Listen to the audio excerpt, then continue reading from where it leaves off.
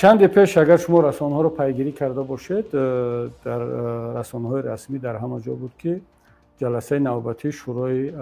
امنیت ملی تاجیکستان با راهبری خود رئیس شورا یعنی پرزیدنت جمهوری تاجیکستان برگزار شد و در اونجا به شکل کوتاه، مختصر و عمومی گفتند که چندین مسائل مربوط به امنیت و به ولایت قانون ها بررسی شد و بلافاصله بعد از این جلسه شورای امنیت این وضعیت رو ما در تاجیکستان داریم. پس ببینید همین جلسه های شورای امنیت، اصلا خود همین شورای امنیت که در همه کشورهای دنیا شورای امنیتی ملی یا شورای امنیتی دولتی در هر کشور هر خیل نام دارد، این نهادی هست که پرزیدنت همون کشور رهبری اون هست و در اون نهاد در این جلسه های اون مسئله های بسیار عمده و کلیدی مربوط به امنیت دولت و ملت بحث و بررسی می شوند و چاره ها اندیشیده می شود. تاجیکستان به فکرم یگانه کشوری است که در جلسه های شورای امنیت ملیش با رهبری و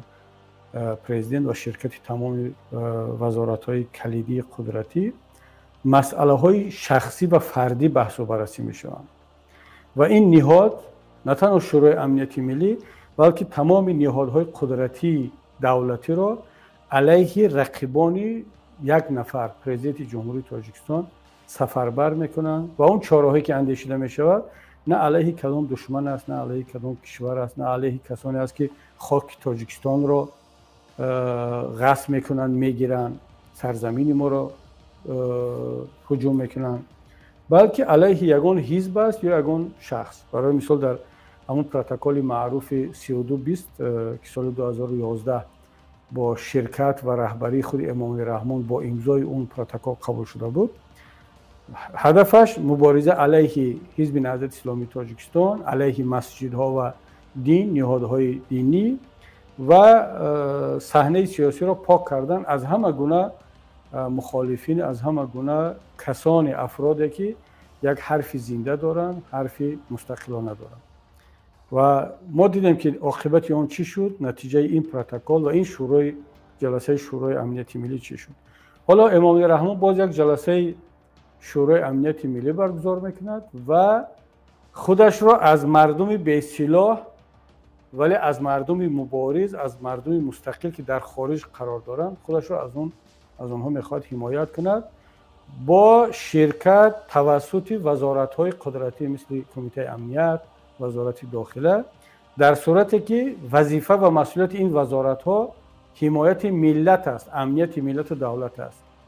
نه اینکه حمایت یک نفر از شهروندان خودش، از مخالفین خودش و اون هم با یک شکل غیر قانونی فشار آوردن بالای زن و کودک و پیرمرد و پیرزن. و خب من چرا این نکته را گفته ایستادم؟ زیرا ملت تاجیک باید بداند، درک کند که ماهیت دولتداری تاجیکستان امروز چی هست. این اصلا این را نمیشد دولت گفت، نمیشد حکومت گفت. بله، باز تکرار میکنم که ما رسما ظاهرا دارای تمامی اون نمونه های ظاهری یک دولت هستیم. سرزمین داریم، حکومت داریم، پارلمان داریم، کنستیتوسیون هست، پرچم هست، سرود ملی هست، تمامی ظاهرا تمامی نهادها هست. اما ماهیتا این یک مافیا هست، یک گروه هست، یک گروه راهزن. وقتی که یک ملت را، یک سرزمین را غصب میکند، مثل که مثلا راهزنهای بحری، پیرت‌ها در عصرهای گذشته میرفتن یک جزیره را، یک منطقه را غصب میکردن تا چند زمانی که در اونجا هستن، تا ریدها و شکارهای نوبتیشون اون مردم رو، اون سرزمین رو، اون جزیره رو در زیر اطاعت خود با راه ترس و فشار می آوردن، بایگریشون رو می گرفتن، خوراکشون رو می گرفتن و باز کشتی‌ها رو سوار می شدن، می رفتن به یک جای دیگر. امام رحمان دقیقاً تاجیکستان رو مثل همون رهزن‌ها، پیرت‌ها غصب کرده است و پول رو می گیرد، مردم رو، نلاگ مردم، برق مردم، تمامی بایگری مردم رو توسط نهادها و شرکت‌های خانوادگی خودش می گیرد، به خارج میفرستد و توسط ترس و فشار و هراس افکنی مردم رو در قبضه خودش نگه داشته است و هیچ گونه قانون، همونطوری که برای رهزنها، برای مافیاها یگان قانون غیر از قانون‌های نانوشته خودشون وجود ندارد، در تاجیکستان هم هیچ گونه قانون عمل نمی‌کند. ولی ما کنستیتوسیون داریم و شاید بغیر از همون 2-3 ماده که اخیراً رحمان وارد کرد برای خود را پیشوا دانستن و بعضی نامعقولی دیگر کرد، دیگر کنستیتوسیون بدی نیست. قانون‌های جمهوری تاجیکستان هم وجود دارند اما عمل نمیکنند. اگر قانون عمل میکرد، اگر کنستیتوسیون در این سرزمین عمل میکرد و اگر امامعلی رحمان رهبر یک مافیا، یک گروه رهزن نمی بود، به هیچ وجه به خانه یک نفر دیگر، به نزد یک پیرزن، به نزد یک پیرمرد، به نزد یک انسان بیگناه نمی رفت، فقط برای آنکه یک خویش بالغ او، یک شخصی که به بلاغت رسیده است، انسانی مستقل است، 20 ساله هست، 30 ساله، 40-50 ساله هست، به خاطر عملهای او حقوق یک انسان دیگر را پامال نمیکرد. این کار را تنها و تنها یک گروه مافیازی میکنند. گروه های مافیازی چیکار میکنند؟ در عصرهای گذشته، در عصرهای حاضر، وقتی که یک نفر از نگاه آنها یک جنایت صادر کرد یا علیه آنها کاری کرد، فرزند او را به گروگان میگیرد، میدزدد، میکشد، میخواد توسط این عمل جنایتی اون نفر را جزا بدهد. حالا امامعلی رحمان توسط با دست رمضان رحیمزاده، سید مومن یتیموف، پروکورور گنرالی، اینها را هم در جنایت شریک میسازد و همچنین یک گروه مافیازی، یعنی ما همه با هم هستیم، همه در جنایت شریک هستیم.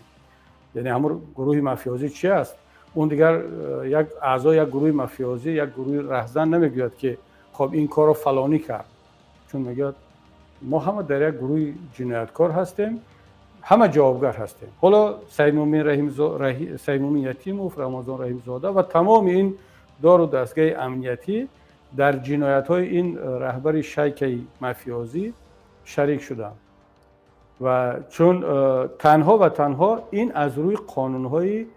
وحشی عالم جنایی هست که شما بیاید یک برخی یک خانواده را قتل کنید، اونها را تهدید کنید، مالکیتشون را مصادره کنید و فشارهای گوناگون بیارید به خاطر آنکه کدام از عضو این خانواده اونم در یک گوشه دیگری عالم علیه شما صحبت میکنند.